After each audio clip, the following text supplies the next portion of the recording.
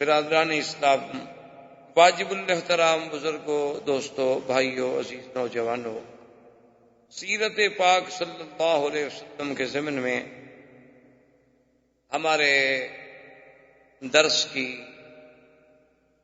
انتہا تقریباً اس بات پہ تھی کہ سرکار دو عالم صلی اللہ علیہ وسلم سیدنا صدیق رضی اللہ تعالی عنہ کے ساتھ غار ثور میں، جو مکے کے جانب اسفل میں واقع ہے، کیونکہ مکہ کے دو طرف ہیں، ایک جانب اعلیٰ ہے اور ایک اسفل ہے۔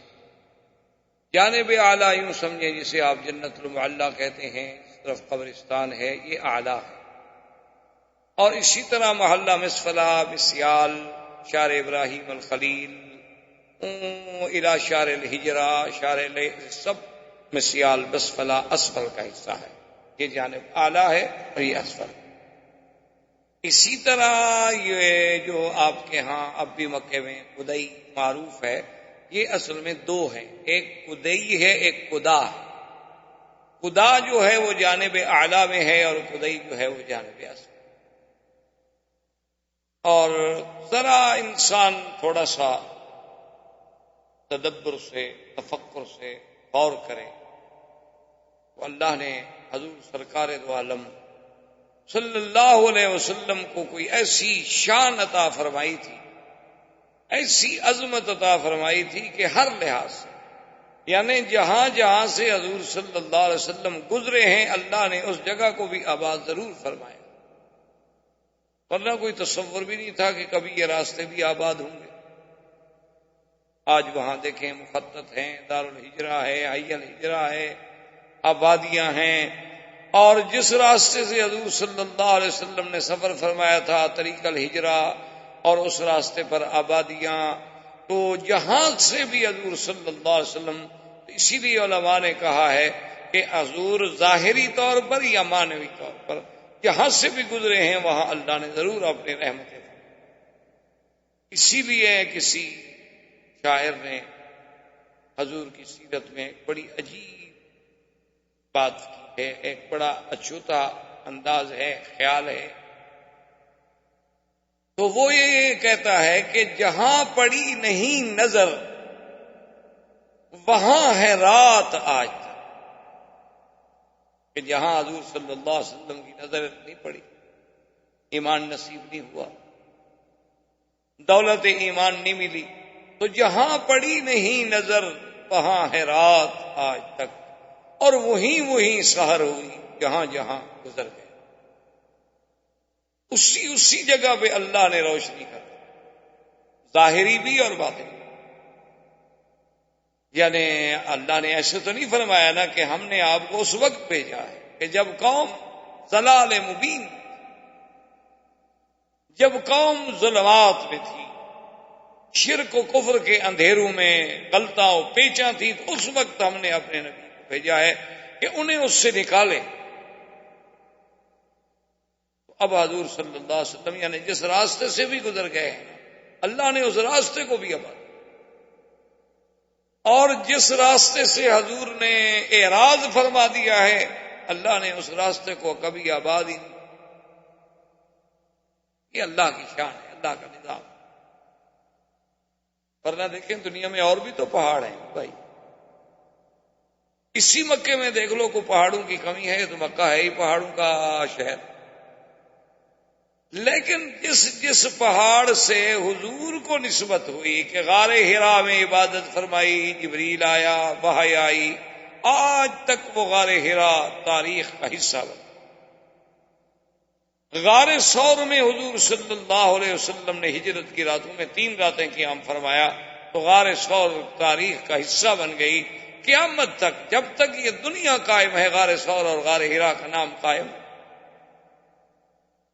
اور دیکھیں کہ یہ تخطیط کون کر رہا تھا؟ آج تو آپ کے پاس بڑے بڑے انجینئر ہیں، بڑے بڑے وسائل ہیں، آپ کے پاس بڑی بڑی دوربین ہیں، آپ کوئی نقشہ بناتے ہیں، کوئی لائننگ کرتے ہیں تو بڑے آسانی کے ساتھ آپ اس کے ذریعے سے بڑی سیدھی لائن لے جاتے ہیں، لیکن ذرا آپ غور کریں کہ 1400 سال پہلے یہ کون سے وسائل تھے، کون سے ذرائع تھے، کون سے اسباب تھے کہ اگر عبادت کے لیے بیٹھتے ہیں مدنی پاک تو غار حرا میں، اور ہجرت کے لیے بیٹھتے ہیں تو غار ثور میں، اور آج بھی ان غاروں پہ کھڑے ہو جائیں اور راستے میں یہ مکان رکاوٹ نہ ہو تو سیدھا کعبہ نظر آتا ہے. یعنی اس غار سے نکل کے آپ کھڑے ہوں تو آپ کعبہ شریف نظر آئے. یہ تخطیط آخر کس نے، کیسے ہو گیا؟ اتفاق ہے. جیسے بعض کمیونسٹ دہریے منکرین خدا کہتے ہیں دنیا حادثہ ہے جی، ایک حادثہ ہوا اور اتفاق سے بن گئی، ایک اور حادثہ ہوگا بڑھ جائے گی. عجیب حادثہ ہے کہ بھی قالین کا اپنی جگہ بچ گیا، کرسی اپنی جگہ چلی گئی، ٹیبل اپنی جگہ لگ گئے. یہ عجیب حادثہ ہے. ایسے حادثے تو روز ہونے چاہیے کہ آدمی کو کام کرنے سے جان چھوٹ جائے، ہر چیز خود بخود اپنی جگہ خود بخود ٹھیک ہو جائے. یہ کیسا حادثہ ہے کہ آسمان اوپر چلا گیا، زمین نیچے چلی گئی؟ الٹ نہیں ہوا کہ آسمان نیچے آ جاتا اور زمین اوپر چلی جاتی. یہ عجیب حادثہ ہے کہ سورج کا اپنا مدار ہے اور چاند کا اپنا مدار ہے اور سیارات کا اپنا مدار ہے، کواکب کا اپنا مدار ہے.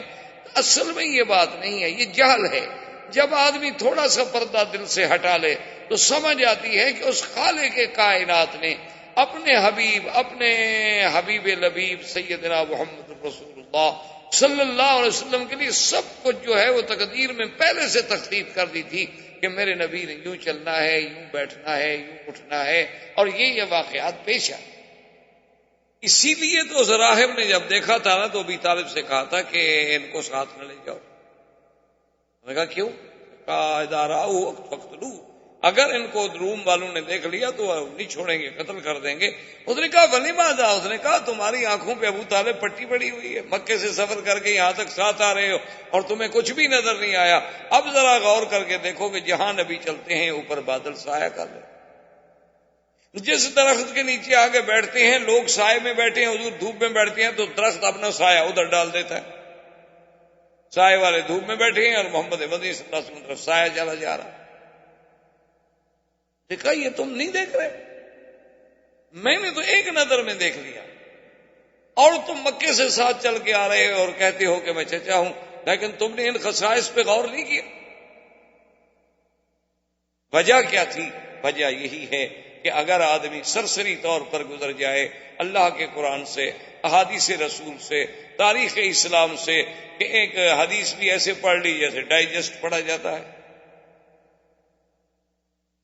اچھا جی نیند نہیں آ رہی، چلو کوئی اسلامی کتاب اٹھا لو یار جلدی نیند آ جائے گی. آج کل تو ہم نے اللہ کے قرآن کو سلیپنگ پلز کے قائم مقام رکھا ہوا ہے نا، کہ تفسیر لے لو، دینی کتاب لے لو، اس کے ساتھ فوراً نیند آ جائے گی. کیونکہ وہ شیطان نہیں کرنے دیتا کہ کیوں آپ اللہ کی طرف جائیں، وہ سلا دیتا بڑے سکون سے.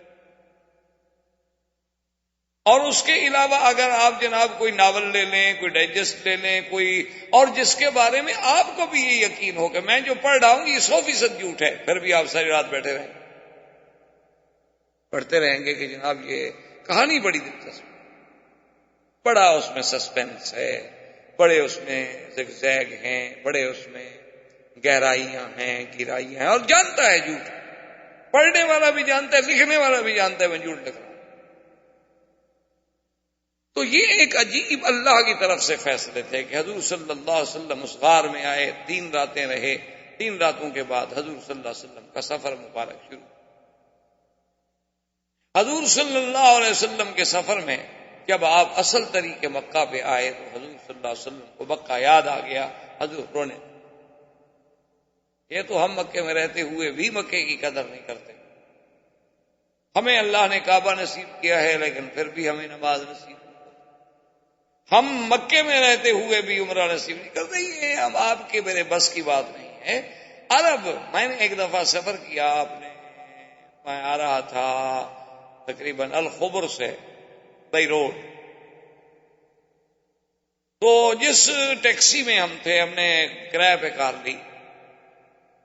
اصل میں پاکستان سے الخبر آیا، پھر میں بائی روڈ آ گیا. تو جس گاڑی چلانے والا بدو تھا، خالص عرب، اور بڑا اچھا آدمی، بڑا اچھے خلق والا آدمی. تو میں نے اس سے کہا کہ بھائی ذرا مہربانی کرنا کہ جب تم طائف سے جب گزرو گے تو یہ سیل کا طریقہ اختیار کرو گے یا اندر سے گزرو گے؟ اس نے کہا کہ نہیں، اندر تو پھر ہم بہت شہر میں الجھ جائیں گے، بعد یہ سیل والا راستہ۔ تو میں نے کہا ابھی جب میقات آئے تو ذرا گاڑی روک رہے ہیں، ہم نے تو احرام باندھنا ہے، تو پاکستان سے آ رہے ہیں۔ اس نے کہا کہ ٹھیک ہے۔ جب وہ جناب طائف کے قریب آیا تو نے کہا کہ جی مجھے تو نہیں پتا میقات کیا ہوتا ہے، لیکن اب آپ خود ذرا ہوشیار ہیں، مجھے جہاں بتائیں گے میں گاڑی روک دوں گا۔ خیر میقات پہ آ گئے۔ میں نے اس سے کہا کہ تم میقات نہیں جانتے ہو، تم یہ مکے آتے ہو یا آج اتفاق سے؟ انہوں نے کہا نہیں، مہینے میں کم از کم 2 دفعہ 3 دفعہ 4 دفعہ تو میں مکے میں، کبھی 2 دفعہ کبھی 4 دفعہ کبھی 1 دفعہ آنا ہوتا ہے، ٹیکسی ڈرائیور ہے، بڑی سواری مل جاتی ہے، آ جاتے۔ تو میں نے کہا تمہیں میقات کو مجھے تو نہیں پتا میقات کیا ہوتا ہے۔ اس نے کہا اللہ میقات کی بڑی بات ہے، مجھے تو یہ نہیں پتا کعبہ کیا ہے۔ نے کہا میں نے تو کعبہ نہیں دیکھا۔ اب عرب ہیں، عرب میں رہنے والا ہے، اسی ملک کا باشندہ ہے، وہ کہتا ہے مجھے نہیں پتا کعبہ کیا ہے۔ اللہ کے بندے تو مکہ، نے کہا مکے آتے ہیں، سواری اتاری، بس کہیں تھکے ہوئے تو جا کے کسی گاوے شاوے پہ سو گئے، اٹھے دوسری سواری پہ چلے گئے، ہمیں تو نہیں پتا کعبہ کیا ہے۔ تو میں نے کہا کہ یار چلو آج ہمت ہی کر لو، آج ہی احرام باندھ لو۔ انہوں نے کہا احرام کیا ہوتا ہے؟ کہا ہم تمہیں بندوا دیں گے۔ خیر ہم نے احرام خریدا اس بیچارے کے لیے، اس کو سمجھایا، اس نے مہربانی کی، اسی تمہارے پر بڑا خوش ہو گیا کہ چلو الحمدللہ میں بھی کہہ سکوں گا کہ میں نے زندگی میں عمرہ کیا تھا۔ تو کعبہ شریف میں آیا، اسے نہیں پتا کہ حجر اسود کیا ہے، تو آپ کہاں سے شروع ہونا ہے۔ تو یہ ہمارے اصل بات یہ نہیں ہے کہ ہم نہیں جاتے یا ہمیں ٹائم نہیں ملتا، اصل بات یہ ہے کہ وہ آنے نہ دے تو ہم کیسے جائیں؟ وہ اپنے گھر میں نہ آنے، اتنا قریب رکھ کر بھی نہ آنے، سامنے بٹھا کے بھی نہ آنے دے۔ کتنے لوگ ہیں بستے لگا کے سامنے کھڑے رہتے ہیں، اذان ہو رہی نماز نہیں پڑھتے۔ حضور صلی اللہ علیہ وسلم کے روضے کے نیچے کھڑے ہوئے ہیں، بستے بچھے ہوئے ہیں، کپڑے بچھے ہوئے ہیں، چھپ کے کھڑے ہوئے ہیں کہ نماز کب ختم ہو اور اب جگہ پر جائیں، ہمارا وہ جگہ جو ہے قبضے میں نہ آ جائے۔ حضور کے روضے کے نیچے کھڑے ہیں، کعبۃ اللہ کے سامنے کھڑے ہیں، سگریٹ ہاتھ میں ہے، انہیں کوئی پتہ ہی نہیں، کوئی سانس ہی نہیں۔ اچھا، اور اللہ کے کعبے میں جا رہے ہیں، جوتے پاؤں میں ہیں، بوٹ پہنے ہوئے ہیں، ٹک ٹک آواز آ رہی ہے، عورتیں ہیں، میک اپ ہے، سنگار ہے، پورا بدن نظر آ رہا ہے، نئے سے نئے فیشن کا جوڑا پہنا ہوا ہے، جیسے انارکلی میں گھوم رہی ہوں، شملے کی سیر پہ آئی ہوئی ہوں۔ بات نہیں، کوئی ایسی بات نہیں، بس احرام میں سفید کپڑا باندھ لیا، اس کے بعد جناب کچھ نہیں۔ یہ اصل بات یہ نہیں، اصل بات یہ ہے کہ اللہ قریب رہ کر بھی اگر ہمیں ان چیزوں کی قدر اور سمجھ نہ دے تو اس کا معنی یہ ہے کہ ہمیں اس نے ان چیزوں سے، نعمتوں سے محروم رکھا۔ تو حدیث موجود ہے صحیح میں کہ فبکا رسول اللہ، حضور رو، سیدنا صدیق نے فرمایا، عرض کیا کہ ماذا یبکی کہ یا رسول اللہ، کیوں روئے؟ فرمایا کہ مکے کا راستہ دیکھ کے مجھے مکہ یاد کہ میں مکہ چھوڑ کے جا رہا ہوں۔ مکہ چھوڑ کے جانا کوئی معمولی سی بات تو نہیں۔ اسی لیے بعض علماء نے لکھا ہے کہ القیام فیہا سعادت والخروج منہا شقاوت، کہ جب تک اللہ مکے میں رہنا نصیب کرے اس کو سعادت سمجھے، اور اس کا نکلنا جو ہے وہ بدبختی کی علامت۔ اس لیے حکم ہے کہ خود نکلنے کی کوشش کبھی نہ۔ اللہ نہ رکھے نوکری ہے ختم ہو گئی تو ٹھیک ہے، معذوری ہے، مجبوری ہے، لیکن اس کی تمنا یہ نہ ہو کہ میں جاؤں۔ تو حضور صلی اللہ علیہ وسلم پر اللہ نے جبریل بھیجا، اللہ نے قرآن نازل کیا، ان الذی فرض علیک القرآن لرادک الی معاد۔ اللہ نے فرمایا محمد عربی صلی اللہ علیہ وسلم، اس ذات جس نے آپ پر قرآن اتارا ہے، وعدہ ہے کہ ہم آپ کو پھر لے آئیں گے مکہ، آپ اداس نہ ہو۔ اس کے آگے حضور صلی اللہ علیہ وسلم چلے، رابق کے قریب پہنچے۔ اب تو آپ جب خط ہجرت سے جاتے ہیں تو رابق تھوڑا ایک طریق پہ رہ جاتا ہے، لیکن پرانے راستے سے جائیں تو وہ گزرتا ہی رابق کے اندر سے، بدر کے اندر سے، رابق کے اندر سے، مستورہ کے اندر سے۔ اب یہ راستہ جو ہے یہ اقرب تو ہے ہجرت کے، ہجرت کا راہ، کیونکہ حضور تو صحیح راستے سے نہیں گئے تھے نا، چھپ چھپ کے گئے تھے۔ اس لیے یہ وادی قدید ہے، وادی عصفان ہے، اسی طرح وادی خلیس ہے، اسی طرح آگے جا کے بیر استراحہ ہے، بدر صغرا ہے، بدر کبرا ہے، وادی تیمہ ہے، علی تیمہ ہے. یہ سب چیزوں کا ذکر جو ہے کتابوں میں موجود ہے. جو حضور کے زمانے میں یہ وادی اسی نام سے، بالکل اسی نام سے آج تک وہ حدیث میں کتاب میں نام موجود ہیں. اسی طرح وادی صرف ہے، یہاں بی بی میمونہ کا مزار ہے. تو حضور صلی اللہ علیہ وسلم جب آگے گئے تو سیدنا ابو بکر فرماتے ہیں کہ میں نے دیکھا کہ پیچھے سے کوئی سوار گھوڑا دوڑا کے آ رہا ہے. تو میں نے حضور صلی اللہ علیہ وسلم کی خدمت میں عرض کیا کہ یا رسول اللہ کوئی آدمی پیچھے آ رہا ہے ہمارے تعاقب میں، کیونکہ اتنا تیز گھوڑے دوڑانے کی کیا ضرورت ہے؟ بلا آدمی جب جنگل میں ہو، صحرا میں ہو تو اکیلا کیوں گھوڑا دوڑاتا پھرے؟ ایک آرام سے چلتا ہے نا، ایک رفتار سے میں سفر کروں. لیکن اس کا آنا اس تیزی سے دلیل ہے کہ وہ کوئی اچھی بات نہیں ہے، کوئی ہمارے تعاقب میں ہے. اور حضور صلی اللہ علیہ وسلم پڑھ رہے تھے. اس کے بعد حضرت صدیق فرماتے ہیں میں نے پھر عرض کیا تو حضور نے ایک ہی جواب دیا کہ ما ظنک باثنین اللہ ثالثہما. ابو بکر تمہیں کیا غم ہے؟ جن دو کے ساتھ تیسرا خدا ہو ہمیں کیا ڈر؟ اللہ جو ہمارے ساتھ ہے. اب حضرت ابو بکر رضی اللہ تعالیٰ عنہ فرماتے ہیں کہ وہ سوار اتنے قریب آ گیا کہ اگر وہ اپنا نیزہ پھینکتا نا تو ہمیں مار سکتا تھا. تو میں نے پھر عرض کیا، میں نے کہا کہ یا رسول اللہ وہ تو بالکل ہمارے سر پہ آ گیا ہے، ہمارا مخالف دشمن. آپ نے فرمایا ابو بکر کیوں غم کرتے ہو؟ ما ظنک باثنین اللہ ثالث. اللہ جو ہمارے ساتھ ہے تو غم کا کیا مطلب؟ بس اتنی دیر گزری کہ سراقہ کہتے ہیں کہ یکدم میرے دونوں گھوڑے کے اگلے پاؤں جو تھے وہ زمین میں دھنس گئے اور میں گر گیا. کہتے ہیں واللہ ما سکت انفرس فی حیات، مجھے خدا کی قسم ہے تو زندگی میں کبھی گھوڑے سے نہیں گرا تھا. میں تو شاہ سوار آدمی، عرب کے لوگ تو گھوڑے کے شاہ سوار ہیں. گھوڑا، اونٹ، شکار، باز، شکرا، یہ سب ان چیزوں کے تو بادشاہ ہیں کیونکہ ساری زندگی ان سے کھیلے ہیں. تلوار، نیزہ، تیر اندازی، یہ تو ان کے یعنی جوہر تھے. ان کا بچہ جو ہے وہ تو کھیلتا تلوار سے تھا، خنجروں سے. یہ تو اب ہے نا ماشاءاللہ کہ وہ کمپیوٹر سے، ویڈیو سے، فلموں سے کھیلتا ہے. تجھ کو بتاؤں میں تقدیر عمر کیا ہے، شمشیر و ثنا اول طاؤس رباب. اب ہماری انتہا اس میں. اسی لیے اقبال نے کہا تھا نا کہ کیا خوب امیر فیصل کو سنوسی نے پیغام دیا، تو نام و نسب کا حجازی ہے پر دل کا حجازی بن. تو آج وہ بچہ جو کبھی تلوار کی جھنکار پہ سوتا تھا آج وہ مغنیہ کے گانے کی آواز پہ سوتا. اس لیے شورش کاشمیری اللہ اس کی قبر پہ رحمت کرے، تو ان کا ایک عجیب سا جملہ ہے. وہ کہنے لگا کہ جب جہاز کے سیڑھیوں پہ کھڑے ہوئے میں نے نظر ڈالی تو میں نے کہا کہ مولا یہ وہی قوم ہے عرب، یہ وہی قوم ہے کہ جن کی ابتدا اسماعیل سے ہوئی تھی اور جن کی انتہا کلثوم پہ ہو گئی. یہ وہی ہے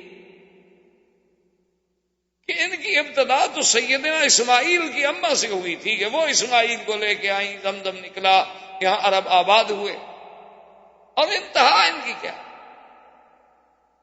کہ بڑے سے بڑا مفسر قرآن بھی مر جائے، 10,000 آدمی جنازے میں نہیں آتا. مغنیہ مر گئی، لوگ مر گئے، لوگ مر گئے جنازے میں. حیرت ہوتی ہے، سمجھ نہیں آتی کہ کیا ہو گیا قوم. کس طرح قومیں اس طرح مسخ ہو جائیں گی قومیں کہ ایک فاسقہ، فاجرہ، زانیہ سب پڑھ رہے ہیں کہ یہ زانیہ ہے، فاسقہ ہے، فاجرہ ہے. ایک غیر محرم اب مرد کے ساتھ ہوٹلوں میں داد عیش دے رہی ہے، مرد 20 لاکھ آدمی سڑک پہ کھڑا. کیا ہو گیا ہے قوم کو؟ کیوں ہم سب میراثی بن گئے؟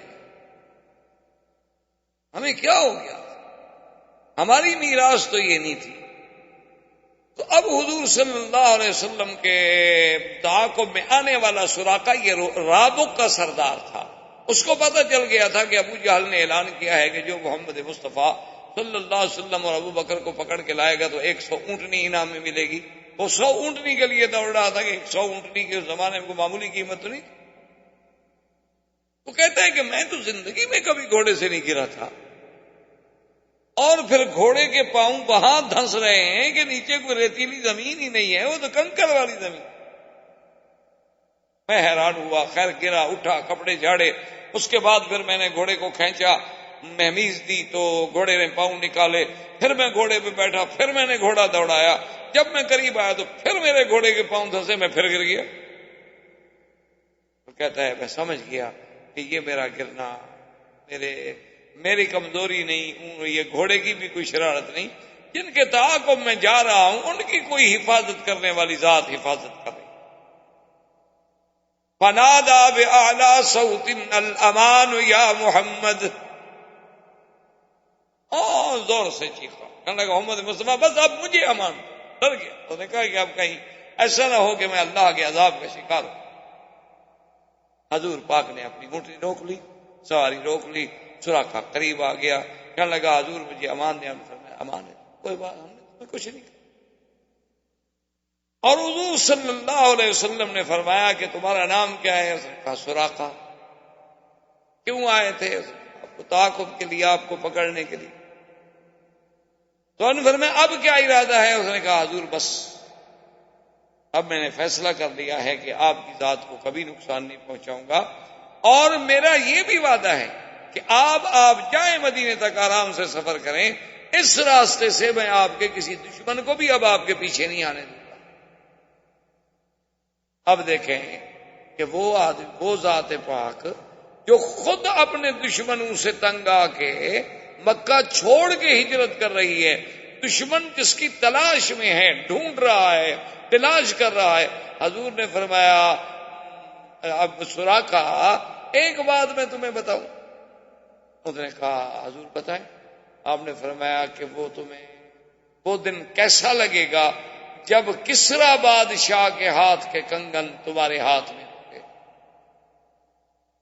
سراقہ کہتے ہیں میں نہیں سمجھ رہا. میں نے کہا عجیب بات کہ ایک آدمی خود پناہ لینے کے لیے ایک شہر چھوڑ کے دوسرے شہر میں جا رہا ہو، اور مجھے خبر یہ دے رہے ہیں کہ سپر پاور ختم ہو جائے گی کسرا کی، اور ان کے بادشاہ کے کنگن آئیں گے، اور پھر وہ میرے جیسے ایک بدو، ایک عرابی، ایک رابق میں رہنے والے آدمی کے ہاتھ میں ہوں گے.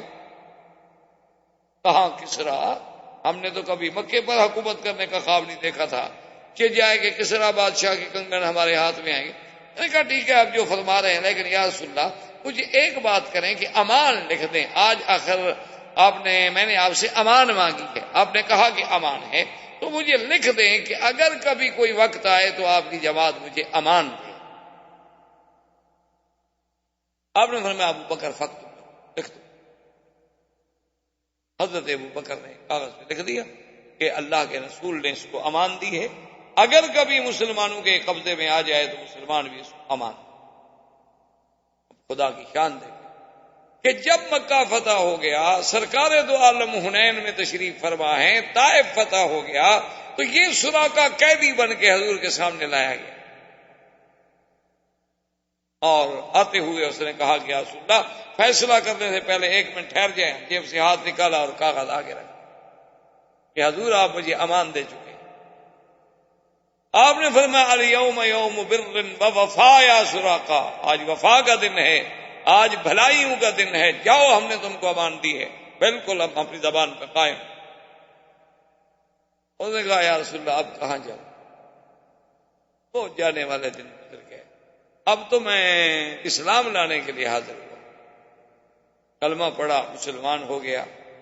اچھا اللہ کی شان دیکھیں کہ سرکار دو عالم، سرکار دو جہاں نے جو خبر دی تھی حضرت عمر کے زمانے میں کسرا فتح ہو گیا، اسلام کا پرچم لہرا گیا، سپر پاور ٹوٹ پھوٹ گئی، نہ کسرا رہا نہ کیسر رہا، لا کسرا بعدہ ولا کیسر بعدہ. حضور نے فرمایا ختم ہو جائے. اور بادشاہ بھاگ گیا، اس کے وہی کنگن جو تھے وہ مال غنیمت میں آئے اور حضرت عمر کے سامنے پیش. حضرت عمر نے جب دیکھا انہوں نے فرمایا اینہ سراقہ، سراقہ کہاں ہے بھائی، اس کو تلاش کرو. سراقہ آ گیا. حضرت نے فرمایا کہ سراقہ حل تذکر ما قال بک محمد صلی اللہ علیہ وسلم، سراقہ تمہیں یاد ہے کہ تمہیں ہمارے نبی نے کیا وعدہ کیا تھا رابق راستے میں؟ انہوں نے کہا یاد ہے امیر المومنین. انہوں نے فرمایا تھا کہ کسرا کے جو سواری کسرا اس کے ہاتھ کے کنگن جو ہوں گے وہ تمہارے ہاتھ میں ہوں گے. تو میں نے فرمایا کھڑے ہو جاؤ، میں اپنے ہاتھوں سے تمہیں پہناتا ہوں تاکہ میرے مدنی کی بات پوری ہو جائے، اور تم سارے صحابہ میں چل کے ان کو یہ دکھاؤ اور بتلاؤ کہ اللہ کے نبی نے کیا کہا. یعنی اندازہ فرمائیں صداقت رسول کا، اندازہ فرمائیں علم نبی کا، اندازہ فرمائیں اللہ کے وحی سے اللہ کے نبی کے تعلق کا، کہ خود مہاجر بن کے جا رہے ہیں اور خبر دیتے ہیں کہ کسرا ختم ہو جائے گا. اب حضور صلی اللہ علیہ وسلم جب آگے بڑھے سفر کرتے ہوئے تو راستے میں ایک جگہ آپ کو پانی کی ضرورت ہوئی، پانی ختم ہو گیا اور اونٹنیوں کے ساتھ جو دودھ تھا دودھ بھی نہیں رہا. رات دن کا سفر، متواتر سفر، اور کوئی خوراک نہیں، کوئی غذا نہیں. دور ایک خیمے میں نظر پڑی تو حضور نے فرمایا کہ ابو بکر اس خیمے میں جاتے ہیں اور ان کے ساتھ جا کے ہم کچھ دیر گزارتے ہیں اور شاید ہمیں کوئی دودھ مل جائے، کوئی پانی مل جائے، کوئی کھانے کی چیزیں مل جائیں. کیونکہ لوگ عرب لوگ تھے جیسے کھانا بدوش ہوتے ہیں نا جی، کہیں خیمے لگا لیے بیٹھ گئے اور جہاں ہریالی دیکھی پھر مال کو لے کے وہاں چلے گئے، ادھر بارش ہو گئی تو مال اٹھایا ادھر چلے گئے. اب تو ان کی تو زندگی ایسی ہوتی تھی، خیموں میں ادھر جاتی. تو جب حضور وہاں گئے تو دیکھا کہ ایک بوڑھی عورت ہے، حدیثوں میں اس کا نام ہے ام معبد. حضور پاک نے سلام کیا، فرمایا میں اجازت ہے کہ آپ کے خیمے میں کچھ دیر آرام کریں؟ انہوں نے کہا اہلاً وسہلاً. عرب تھے اور سخاوت ضیافت تو ان کو گٹھی میں پڑی ہوئی تھی. عرب ہو اور سخی نہ ہو سمجھے پھر وہ عرب نہیں ہوگا. وہ کہ آپ کی ہماری نسل تبدیل ہوئی 10 سال 20 سال 50 سال 100 سال سے. عرب یقیناً کریم.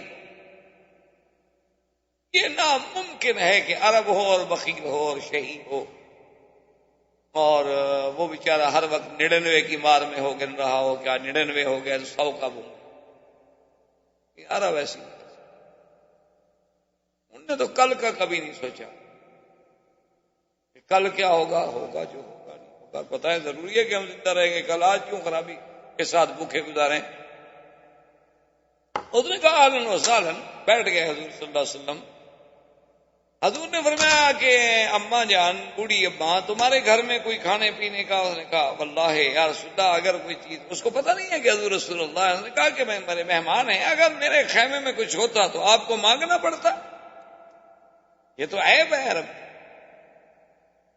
اسی لیے قرآن نے سیدنا ابراہیم صاحب نے پڑھا ہے نا کہ جب مہمان گئے تو بس ملنے کے فوراً بعد اور اس وقت واپس آئے کہ ایک بچڑا ذبح کر کے بھون کے پکا کے جناب ایک بڑا گوشت سامنے رکھا. فقربہ الیہم فقال الا تاکلون، آؤ بھائی کیوں نہیں کھاتے ہو؟ حالانکہ دیکھیں اللہ کے نبی تھے.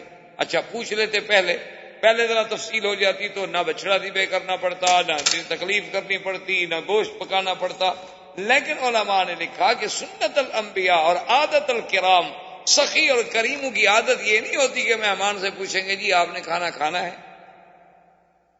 یہ تو ہمارے یہاں رواج ہے نا، پوچھتے ہیں اچھا جی آپ کیا پیئیں گے؟ شریف آدمی کہے گا کچھ نہیں. ڈھیٹ ہے تو کہہ دے گا کوئی گرم چائے لا دو بھائی. اگر شریف آدمی ایک کریم آدمی ہے تو اس سے جب پوچھا جائے تو اس کی تو بڑی عزتی ہے، توہین ہے، آداب اسلام کے خلاف ہے. یہ تو انگریزوں کا کوئی طریقہ ہوگا. اسلام تو یہ کہتا ہے جو آپ کے گھر میں ہے، پانی ہے، چائے ہے، کچھ ہے، پیش کر دو بس ٹھیک ہے یہ لو. اس کے بعد مرضی ہے مہمان پیے نہ پیے پوچھنے کا کیا مانا. اور ہمارے ہاں تو ماشاءاللہ پوچھنے کے بھی بڑے انداز ہو گئے ہیں. بعض لوگ یہ کہتے ہیں او جی ماشاءاللہ آپ کب آئے؟ جی کل آیا تھا. او جی آپ تو بڑے لوگوں کے مہمان ہوں گے، ہم غریبوں کے پاس کب آتے ہیں؟ آپ تو اچھا ماشاءاللہ کہاں ٹھہرے ہوئے؟ مقصد یہ ہے کہ میرے گھر تو نہ ہو، نہ دفعہ ہو، جان چھوڑو. یا ساتھ یہ کہہ دیں کہ چلیں جی ابھی میں آپ کو چلو دیکھیں نا جی اب گھر جانے کا وقت تو نہیں ہے، ہوٹل میں آپ کی کچھ سروس کر دیتا ہوں، خدمت کر دیتا ہوں۔ ویسے ٹائم تو ہو رہا ہے، اب ایئرپورٹ بھی پہنچنا ہوگا۔ یہ کون سی دعوت ہے؟ یہ دعوت ہے یا عداوت ہے؟ اسلام ان باتوں کا قائل نہیں ہے۔ اسلام یہ کہتا ہے کہ جو اللہ نے تمہیں دیا ہے تکلفات میں نہ پڑو۔ ہم تمہارے گھر میں پانی ہے، پانی لے آؤ، لسی ہے، لسی لے آؤ، تمہارے گھر میں شربت ہے، شربت لے آؤ، چائے ہے، چائے لے آؤ، میٹھا نہیں ہے، نمک ڈال دو، کوئی چیز جو تمہارے گھر میں ہے۔ اسی لیے حضور نے فرمایا نا کہ وہ گھر کبھی برکت والا نہیں ہوتا جس کے گھر میں کھجور نہ ہو۔ کیوں کہ جب آیا کوئی مہمان، چلو چار چیزیں اب ایک پلیٹ میں رکھے، چار دانے آگے رکھ دیں، بات ختم ہو گئی۔ اسی لیے عربوں کی صفت میں یہ شامل تھا کہ کھجور، زیتون، یہ چیزیں ہمیشہ عرب کے گھرانوں میں موجود ہوتی تھی۔ کیوں؟ یہ ایسی چیز ہے کہ جب آؤ تیار ہے، کچھ کرنا نہیں پڑتا۔ زیتون نکالا، چار دانے رکھے اور روٹی کا ایک ٹکڑا رکھا، پیش کر دیا۔ ضروری تو نہیں کہ آپ ہمارے لیے یا کسی مہمان کے لیے، تو تکلفات جو ہیں یہ تو خیر ایک الگ چیز ہے۔ تو بہرحال اس نے کہا کہ یا رسول اللہ اگر میرے گھر میں کچھ تو کبھی ہو سکتا ہے کہ میں آپ کو مانگنا پڑتا۔ آپ نے فرمایا اچھا یہ جو دور بکری بیٹھی ہوئی ہے؟ اس نے کہا حضور یہ تو بیمار ہے بیچاری، یہ تو ریوڑ کے ساتھ بھی نہیں گئی، میرا خاوند جو ہے وہ مال مویشی لے کے چرانے گیا، یہ تو چل نہیں سکتی، کھڑی بھی نہیں ہو سکتی۔ آپ نے فرمایا چلو نہ کھڑی ہو سکے تمہاری اجازت ہے کہ ہم دودھ نکال لیں؟ وہ بوڑھی ہنسنے لگی، کیا کہہ رہے؟ حضور صلی اللہ علیہ وسلم تشریف لائے اور اس بکری کے پشت پہ آپ نے ہاتھ پھیرا اور اس کے بعد آسمانوں کی طرف نظر اٹھائی کہ اللہ تیرا نبی آج مہمان ہے اور پیاسا۔ اسباب کی حد تک تو ہم بکری کے پاس آ گئے ہیں، لیکن دودھ دینے والا تو ہے نا۔ اور اس کے بعد حضرت ابوبکر فرماتے ہیں کہ حضور خود بیٹھ گئے اور کہتے ہیں کہ میں تو حیران ہو گیا کہ ماشاءاللہ حضور تو بکری کا دودھ نکالنا بھی جانتے ہیں، کیونکہ یہ دودھ نکالنا جو ہے بکری کا، گائے کا، یہ فن ہے نا۔ ہمارے بچے تو خیر بیچارے کیا سیکھیں گے، ان کا گزارا تو مرائی پہ ہے، علی پہ سعودی ہے، ان کو کیا پتا دودھ بھی کبھی نکالا جاتا ہے۔ ان کے لیے تو یہ بڑا یعنی ایک عجیب سا کھیل ہوگا، دیکھنے کے لیے بڑے انجوائے کریں گے اگر دیکھیں کہ کیسے جانور کا دودھ نکالا جاتا ہے۔ وہ بیچاروں نے کبھی اپنا دودھ نکلتا ہوا نہیں دیکھا ہوگا۔ تو خیر بہرحال تو حضور نے بڑے آرام سے کیوں بیٹھے اور برتن دونوں ٹانگوں میں پھنسایا اور بڑے پیار سے اس کو کھینچا۔ وہ کہتے ہیں وہ تو ایسے اتنی زور زور سے دودھ کی لاٹیں لگ رہی تھی جیسے ماشاءاللہ کوئی تندرست بکری بھی اتنا دودھ نہ دے۔ برتن بھر گیا تو میں اور لے آؤ، اور برتن بھر گیا تو میں اور لے آؤ، اور برتن، جتنے خیمے میں برتن تھے، جتنی ہمارے ساتھ سب بھر۔ آپ وہ عورت دیکھ رہے کیا ہو؟ حضور نے خود پیا، آپ کے ساتھی نے پیا، دلیل نے پیا، ام معبد نے پیا۔ حضور نے فرمایا ابو بکر کو تھوڑا سا ساتھ رکھ لو، باقی سب ام معبد کو دے دو، یہ اپنے گھر میں رکھ لے۔ اور اس کے بعد حضور نے اجازت مانگی اور کہا کہ اچھا ماں تمہارا بہت شکریہ کہ ہم نے تمہارے خیمے کی چھت کے نیچے وقت گزارا ہے، سائے کے نیچے بیٹھے ہیں، ہم نے تمہارے برتن استعمال کیے ہیں، ہم نے تمہاری بکری سے دودھ لیا ہے، ہم تمہارے بہت شکر گزار ہیں۔ اور کبھی تمہیں حاجت ہو مدینے میں کبھی گزرو تو وہاں آنا اور ہمیں ملنا۔ میرا نام محمد بن عبداللہ ہے، محمد رسول اللہ ہے، کہہ کے حضور چلے گئے۔ بعض روایات میں ہے کہ حضور نے نام نہیں بتایا، بس حضور نے خیریت پوچھی، کہا اور اس کا شکریہ ادا کیا، چلے گئے۔ تھوڑی دیر گزری تو ام معبد کا خاوند آیا گھر میں، دیکھا کہ گھر میں تو سارے برتن دودھ سے بھرے ہوئے ہیں۔ دیکھا ام معبد میں منا ہی رہا تھا، یہ کہاں سے آ گیا؟ انہوں نے کہا بیٹھو، انہوں نے کہا بیٹھو ابو معبد بیٹھو، آج تو میرے گھر میں کوئی ایسے مہمان آئے تھے، خدا کی قسم میں نے ایسے تو کبھی زندگی میں بھی نہیں۔ اور محدثین، تمام دنیا کے محدثین علماء جو ہیں، ام معبد نے جو حضور کا نقشہ کھینچا ہے نا، جو حضور کا جمال، کمال، صفت، خلق، سیرت، صورت بیان کی ہے، دنیا کا کوئی صحابی بیان نہیں کر سکتا۔ اس عورت نے، اس بدو عورت نے، جنگل میں رہنے والی عورت، جاہل ہو تمہارے ہمارے لحاظ سے بیکورڈ، بالکل جاہل، لیکن جو اس نے حضور کا حلیہ کھینچا ہے نا جی، اس نے کہا کہ میں نے تو آج ایک ایسا آدمی دیکھا ہے ولا بالطویل البائن، ان کا قد کوئی اتنا لمبا بھی نہیں تھا کہ لمبا نظر آئے، عیب والا لگے، کیونکہ زیادہ لمبا ہو جائے، حد سے زیادہ ہو جائے تو پھر وہ بھی تو ایک عیب بن جاتا ہے، وہ حسن نہیں رہتا. ولا بالقصیر، اور نہ اتنا چھوٹا قد تھا کہ حضور کے قد جو ہے وہ، بلکہ درمیان میں اور اتنے اعتدال والا اور طول کی طرف ابھرتا ہوا. ولا بالابیض الامحق، اور نہ حضور کا رنگ ایسے تھا کہ بالکل خالص انڈے کی طرح سفید ہو. ولا بالاسمر، اور نہ حضور کا رنگ ایسے تھا کہ جسے ہم سانولا کہہ سکیں، بلکہ الابیض مائل الی الحمرۃ، کہ ایسا سفید جس میں سرخی کی ایک جھلک ہو، آمیزش. انہوں نے کہا جب ایسا حلیہ بیان کیا اور نے کہا، اور اسی نے یہ بکری پہ ہاتھ رکھا، تو اس کے خاوند نے کہا کہ ام معبد، معلوم ہوتا ہے یہ وہی محمد عربی ہے جس کو مکے والے ڈھونڈ رہے. یہ تو وہی اللہ کا رسول تھا، ہم تو خوش نصیب ہیں کہ ہمارے خیمے میں محمد بدنی اترے. اور اس کے بعد حضور صلی اللہ علیہ وسلم نے اپنا سفر مبارک جاری رکھا،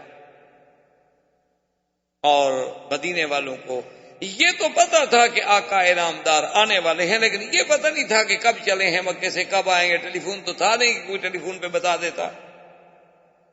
اب مکے والے کیا کرتے جناب، مدینہ منورہ والے، کہ بوڑھے، عورتیں، بچے، حتیٰ کہ یہودی، بنو قینقاع، بنو نذیر، بنو قریظہ، ان کے بڑے بڑے راہب، ان کے بڑے بڑے پڑھے لکھے لوگ، سب باہر نکل کے آتے وہ مقام جس کو کہتے ہیں ثنیۃ الوداع. آج بھی مدینہ شریف میں مقام موجود ہے ثنیہ. اسی لیے شاہ فہد نے، اللہ جزائے خیر دے، کہ انہوں نے جو حرم شریف میں مدینہ مسجد نبوی کے لیے ایئر کنڈیشن، جو نے سینٹرل ایئر کنڈیشننگ کا جو سب سے بڑا انہوں نے لگانا تھا، فیکٹری، اس کا پلانٹ لگانا تھا، تو وہ حرم کے قریب ایک جگہ تھی جہاں لگا رہے تھے. تو خادم الحرمین نے کہا کہ نہیں بالکل اس جگہ مت لگائیں، کیونکہ ہو سکتا ہے کہ گاڑیوں کا دھواں اور کوئی پٹرول کی بو اور ڈیزل کی بوئیں کھینچیں اور وہ کسی دوسری ہوا کے ساتھ مل کے حضور کے حرم کے اندر مسجد نبی میں چلی جائے، یہ ادب کے خلاف ہوگا. اس کو آپ دور لے جائیں اور اسی مقام پہ لے جائیں جہاں سے حضور آئے تھے، تاکہ وہیں سے ٹھنڈی ہوا آئے. اس عقیدت کو کبھی ہم نے بھی سوچا ہے، جنہیں ہم وہابی کہتے ہیں. ہمارے نزدیک یہ وہابی لوگ ہیں نا، نبی کو مانتے ہی نہیں.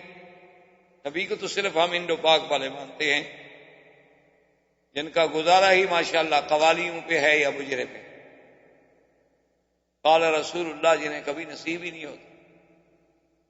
ہم نے تو یہی دیکھا ہے، جب یا پتہ نہیں ہماری کو بدقسمتی ہوگی. میں تو ایک دفعہ گیا وہاں معین الدین اجمیری رحمۃ اللہ علیہ کی مزار پہ بھی فاتحہ پڑھ لوں، خواجہ نظام الدین اولیاء رحمۃ اللہ علیہ کی مزار پہ فاتحہ پڑھ لوں. اسی طرح اپنا اور بزرگوں کے مزارات پہ وہاں جانے کا اتفاق ہوا. ہم تو جب گئے وہاں یا قوالیاں ہیں یا ڈھول ہیں یا دھمال ہیں، یا ہماری بدقسمتی اس دن کوئی خاص مصیبت ہو تاکہ ہم جلتے ہوئے جائیں. تو اب جناب یہ مدینے والے لوگ جو تھے تو یہ سارے نکل کے اسی ثنیۃ الوداع کے پہاڑ پہ آ کے چڑھ کے دور دور دیکھتے بیچارے. جب دھوپ شدید ہو جاتی لوٹ جاتے. جب آج تو نہ آئے. اور دیکھیں خدا کی قدرت ہے کہ جب حضور صلی اللہ علیہ وسلم تشریف لائے تو سب سے پہلی نظر جو ہے ایک یہودی دور سے اس نے کہا یا اہل المدینہ ھذا مطلوبکم، وہ جس کے لیے تم کھڑے ہو نا وہ آ رہا. تو مدینے والے جناب ایسے خوش ہوئے. اس لیے ایک صحیح حدیث مبارک میں ہے، صحابی فرماتا ہے کہ واللہ، کہتا ہے خدا کی قسم ہے، ما رأینا اضواء یوم، ہم نے اتنا روشن دن کبھی نہیں دیکھا. وہ دن جس دن محمد پاک مدینے میں تشریف لائے، ایسا روشن دن ہم نے نہیں دیکھا کہ معلوم یہ ہوتا تھا کہ آج 2 سورج اترے. ایسی روشنی، ایسا مدینے پہ چمک، ایسا مدینے کی فضا میں نور. اسی لیے عرب لڑکیاں بچیاں جو تھیں اور وہ حضور کے استقبال میں، حتیٰ کہ امام بخاری رحمۃ اللہ علیہ بھی نقل کیا ہے کہ کھڑی کہہ رہی ہیں طلع البدر علینا من ثنیۃ الوداع وجب الشکر علینا ما دعا للہ داعی، کہ طلع البدر علینا، آج 14ویں کا چاند آ گیا. ان عرب کی بچیاں ہیں نا، یہ نہیں کہا طلع الہلال طلع القمر، کیونکہ وہ تو ناقص ہوتا ہے۔ چاند کب مکمل ہوتا ہے؟ جب 14ویں کی رات میں پورا ہو تو پھر بدر کہلاتا ہے۔ انہوں نے حضور کو بدر سے تشبیہ دی، قمر سے نہیں تشبیہ دی، ہلال سے نہیں تشبیہ دی، کہ جیسے بدر کامل ہے میرے مدنی کی نبوت بھی کامل ہے کہ آپ کے بعد نبی کوئی۔ حضور صلی اللہ علیہ وسلم تشریف لائے اور مقام قباء، جیسا آج بھی یہاں مسجد قباء ہے، یہ سب سے پہلا حضور کا قیام ہے جہاں حضور پاک نے قیام فرمایا۔ تو یہ مسجد قباء جہاں بنی ہوئی ہے، بالکل عین اسی جگہ بیٹھے، اور بیٹھنے کے بعد جو پہلا حکم دیا وہ یہی تھا کہ فوراً مسجد لَمَسْجِدٌ أُسِّسَ عَلَى التَّقْوَى مِنْ أَوَّلِ يَوْمٍ أَحَقُّ أَن تَقُومَ فِيهِ رِجَالٌ يُحِبُّونَ أَن يَتَطَهَّرُوا۔ اللہ نے فرمایا کہ میرا مدنی وہ مسجد جس کی بنیاد تقوی پہ رکھی گئی پہلے دن سے، اس مسجد کا حکم دینے والے کون ہیں؟ محمد صلی اللہ علیہ وسلم۔ اور مسجد جناب یہ تو کوئی لینٹر وغیرہ تو نہیں ڈالنے تھے، وہ تو ایک سادی سی مسجد تھی نا جی، بس چھوٹی سی دیوار اور اس کے بعد چھڑیاں، کھجور کے ستون اور اوپر چھڑیاں ڈال کے، تو سب صحابہ لگے ہوئے ہیں اور 2 دن میں مسجد بن گئی۔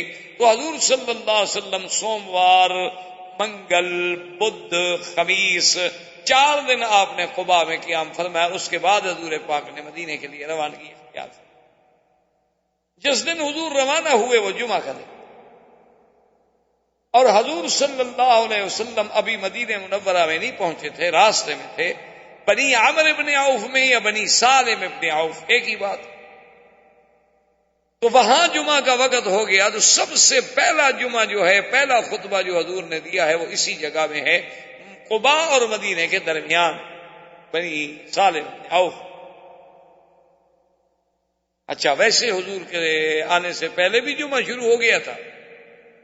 حضور صلی اللہ علیہ وسلم کے آنے سے پہلے، بلکہ اسلام آنے سے پہلے بھی اسد ابن زرارہ کے ہاں لوگ جمع ہوتے تھے، اور جمعہ کا نام جو ہے وہ لؤی ابن کعب حضور کے دادا گزرے، ان نے زمانہ جاہلیت میں رکھا تھا، ورنہ اس کا نام یوم العروبہ تھا، اس کا نام یوم الجمعہ نہیں تھا، کہ جمعہ کا نام انہوں نے رکھا۔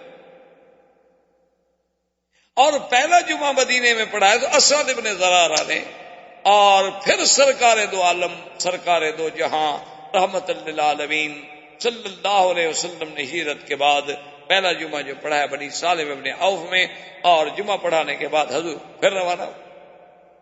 اب جب روانہ ہوئے تو اب تو جناب مدینے کے تو لوگ ماشاءاللہ اس طرح جان نثار تھے نا جی، کہ سڑکوں پہ کھڑے ہیں اور جناب حضور کی اونٹنی کو چمٹ رہے ہیں، یا رسول اللہ انزل بنا انزل بنا انزل بنا، حضور ہمارے پاس ہو، خدا کے لیے ہمارے پاس نفدی انبارنا واولادنا وابنانا یا محمد صلی اللہ علیہ وسلم، حضور ہم اپنے بچے، جان، مال، اولاد سب آپ پہ قربان کر دیں گے، واللہ انزل بنا یا محمد، ہمارے پاس اترے ہیں۔ سب مدینے والے جناب، سب لوگ۔ اسی لیے امام مالک رحمت اللہ علیہ فرماتے ہیں کہ تمام دنیا کے شہروں میں سے سب سے افضل جو ہے وہ مدینہ، حتیٰ کہ وہ مکے سے بھی افضل سمجھ۔ تو امام مالک رحمت اللہ علیہ کی جہاں اور دلائل ہیں، وہاں ان کی سب سے بڑی دلیل یہ ہے، وہ کہتے ہیں کہ ساری دنیا کے شہر جو ہیں، حتیٰ کہ مکہ جو ہے وہ بھی تلوار سے فتح ہوا ہے، ایک شہر ہے دنیا کی تاریخ میں جو اسلام اور محبت سے فتح ہوا، صرف مدینہ، جہاں کوئی تلوار نہیں چلی، بلکہ حضور کے آنے سے پہلے اسلام آ چکا تھا۔ مصعب ابن عمیر پہنچ چکے تھے اور سینکڑوں لوگ اسلام لا چکے، 83 آدمی تو مدینے سے چل کے حضور کی بیعت کر چکے تھے، بیعت العقبہ۔ حضور پاک نے جب دیکھا کہ بھئی اب سب کا اتنا ذوق، اتنا شوق ہے، اب سب آدمی کہتے ہیں کہ میرے گھر میں چلو، اب حضور نے فرمایا تھے بس فَاتْرُكُوهَا إِنَّهَا مَأْمُورَةٌ، میری اونٹنی کو کوئی نہ پکڑے، کوئی روکنے کی کوشش نہ کرے، یہ اللہ کی طرف سے مامور ہے، جہاں اس کو اللہ حکم دیں گے وہاں بیٹھ جائے گی، اور جہاں یہ بیٹھ جائے گی وہاں اس کا میں مہمان خود بخود بن جاؤں گا۔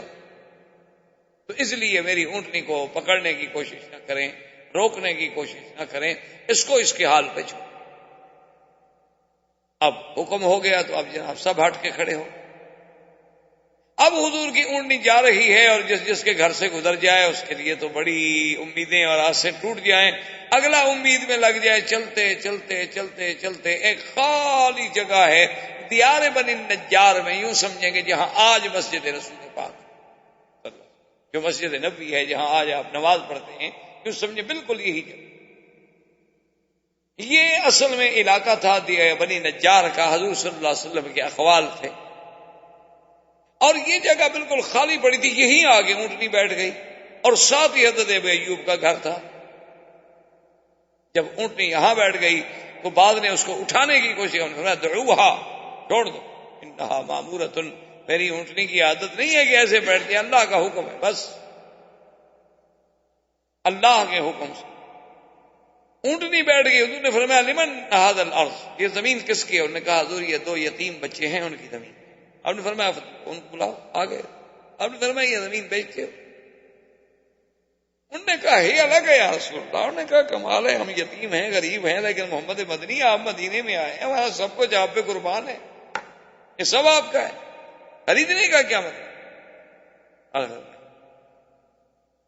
میں یہاں اللہ کا گھر بنانا چاہتا ہوں، اور وہ زمین میں کسی کی ایسے نہیں لینا چاہتا، میں قیمت سے۔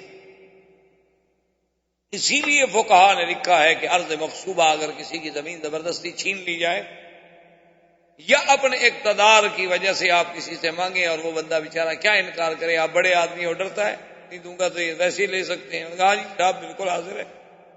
انہوں نے کہا ایسے مقامات پہ نماز نہیں ہو۔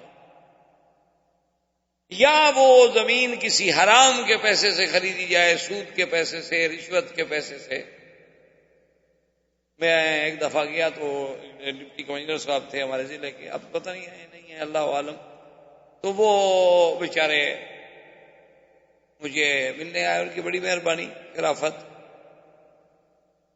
کہ وہ جب ملنے آئے تو اس کے بعد انہوں نے کہا کہ جی آپ اتفاق سے آئے ہیں، اور میں نے ڈی سی آفس کے قریب ایک مسجد بنائی ہے ماشاءاللہ، تو اس میں آپ جو ہے مہربانی کر کے ایک نماز ہمیں پڑھا دیں، ہمارے آپ اسی ضلع کے رہنے والے، ہمارا بھی کچھ حق ہے۔ میں نے کہا نہیں بالکل اس میں تو کوئی فرق نہیں۔ میں نے کہا ڈی صاحب آپ نے کیسے بنائی ہے وہ مسجد؟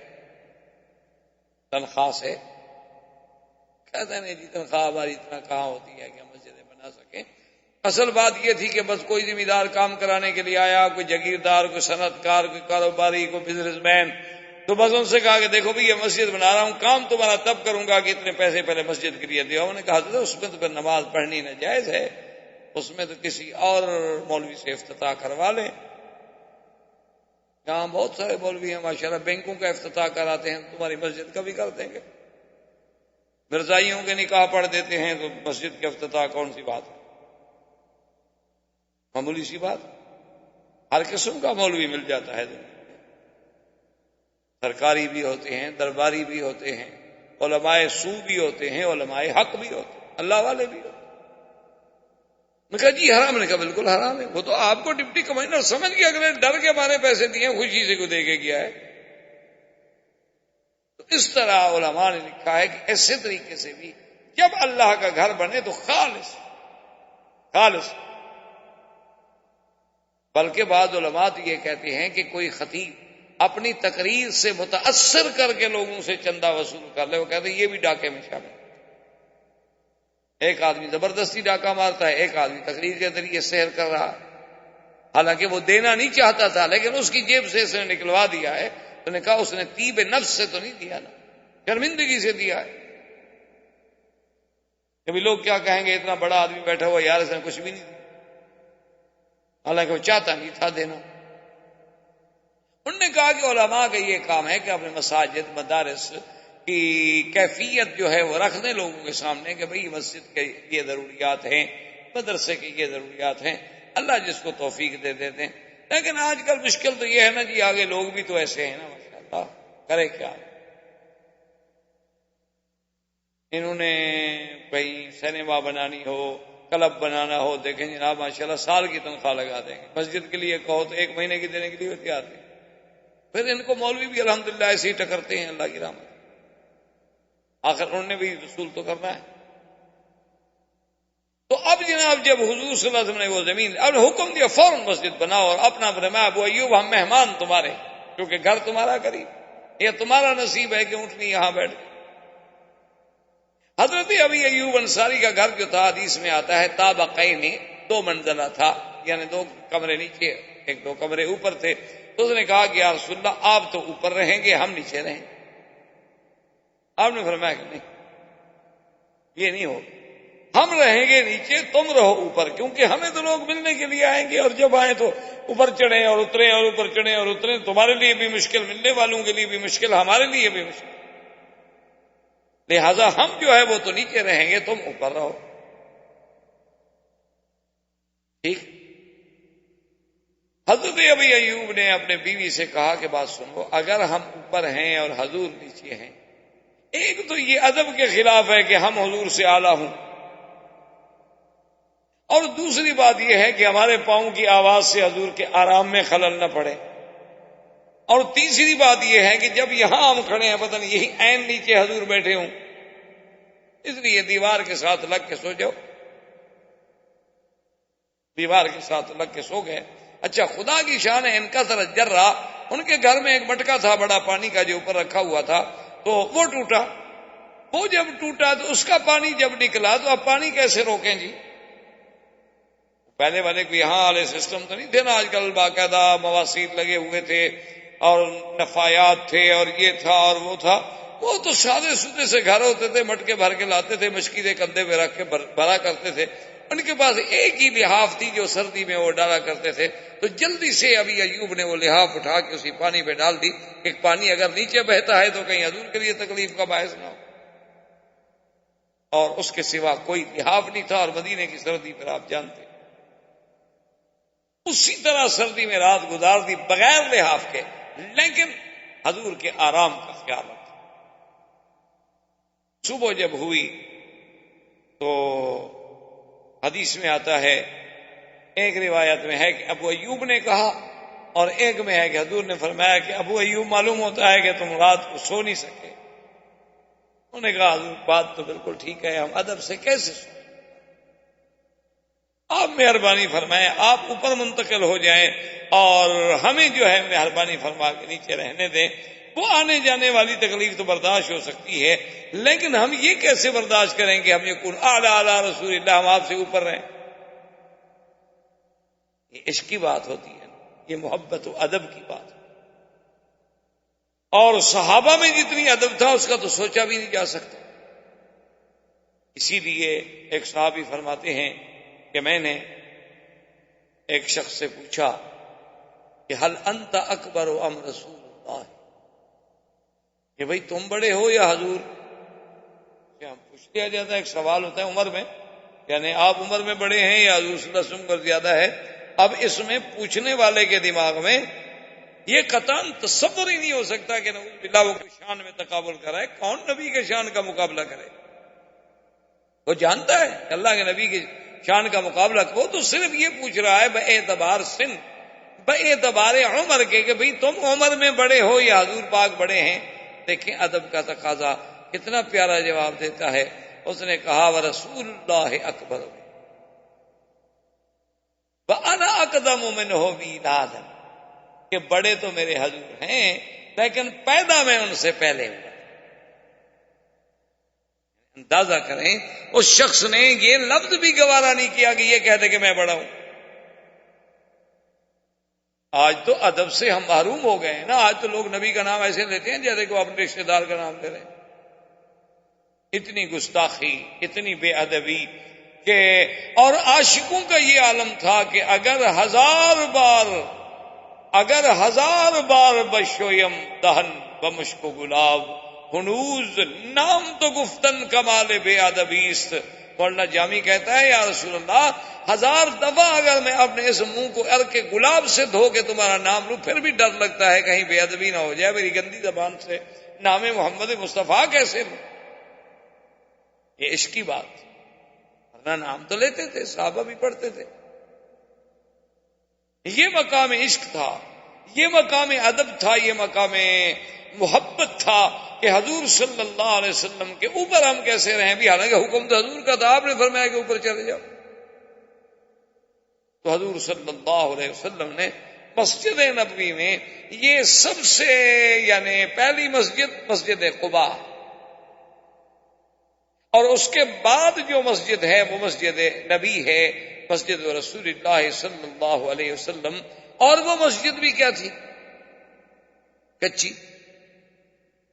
تھی اور کچی اینٹیں، حتیٰ کہ ایک حدیث میں آتا ہے کہ سب صحابہ جب اٹھا رہے تھے تو ایک ایک لبنہ، اما عمار فانه يحمل لبنتين، کہ حضرت عمار جو تھے وہ دو دو اینٹیں اٹھا۔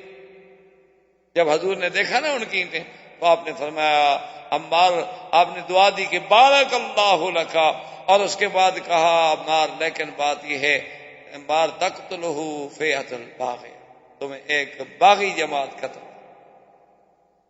ایک طرف اتنی بڑی خبر ہے، ایک طرف دعا بھی، اور علماء نے کہا اسی میں یہ بھی دعا تھی نا، حضور اس کی شہادت کی خبر دے رہے ہیں، اور شہادت کا مرتبہ وہ کتنا عظیم مرتبہ۔ اور دوسرا حضور یہ بھی بتلا رہے تھے کہ تم علامت و حق کو باطل کی، کہ تمہارے قتل کرنے والے باغی ہوں گے اور تمہاری اعانت کرنے والے حق پہ ہوں گے، کہ تم جیسے آج اللہ کے گھر بنانے میں اتنے ذوق شوق سے لگے ہوئے ہو نا، اسی طرح اللہ تمہیں علامت بنا دیں گے، الفارق بین الحق والباطل۔ تو حضور صلی اللہ علیہ وسلم کی مسجد، اور اس کے ستون کیا تھے؟ کھجور، چھت کیا تھی؟ کھجور کی چھڑیاں، اور منبر کیا تھا؟ ایک جذع نخل، کھجور کا ایک تنا، ایک کھجور کا تنا جو ہے وہ منبر بنا دیا گیا، اور حضور اسی کے ساتھ مل کر اپنی پشت مبارک لگا کے خطبہ پڑھتے تھے۔ یہ منبر تھا، بیٹھنے کی تو جگہ نہیں، بس کھڑے، بیٹھنے کے لیے تو کوئی جگہ نہیں۔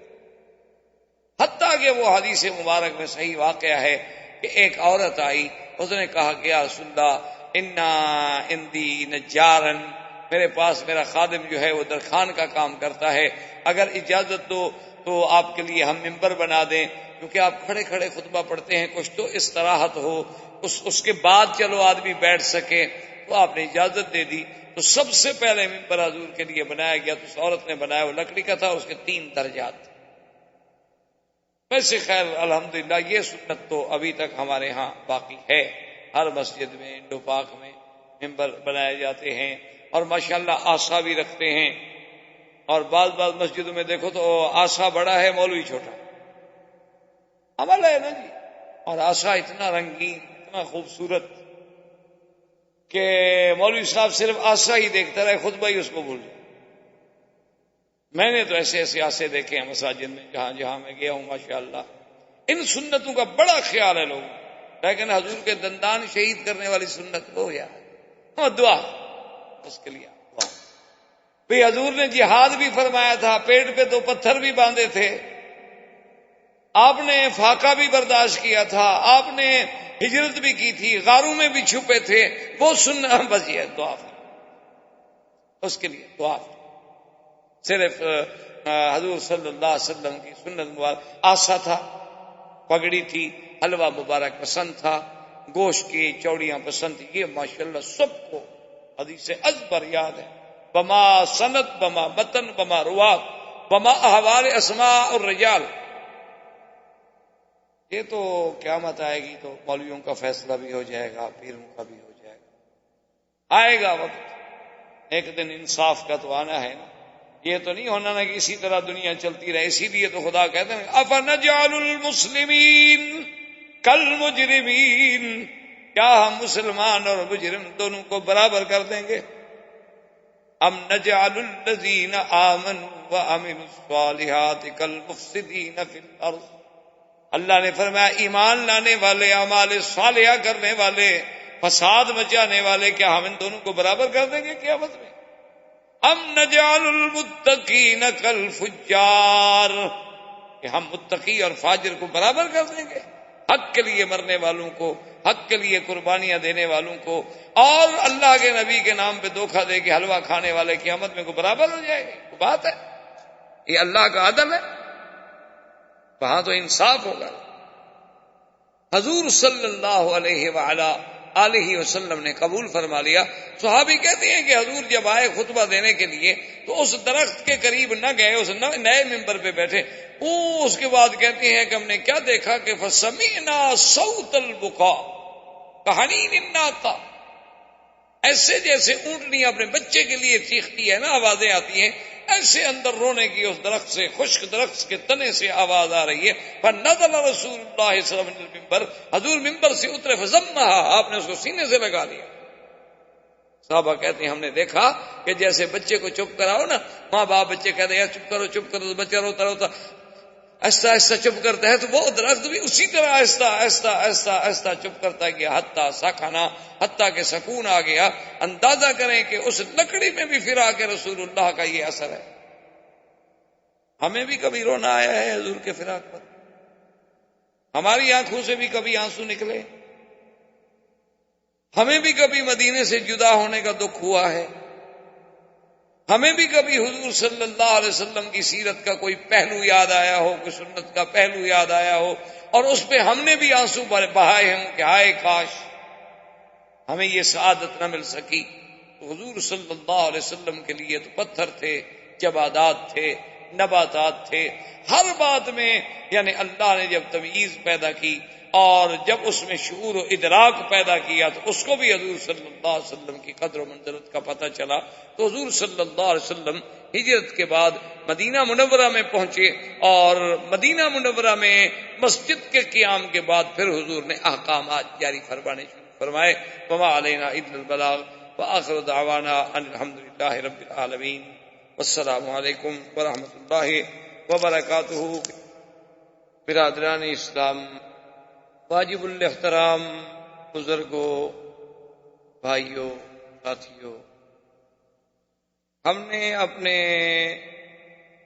سلسلہ درس میں جیسے آپ کو معلوم ہے کہ سیرت نبی عربی صلی اللہ علیہ وسلم کا سلسلہ شروع کیا ہے۔ الحمدللہ اللہ کی توفیق سے اور اس کے رحم و کرم سے، عنایت سے، ہم نے سیرت مبارک کی ابتدا سے لے کر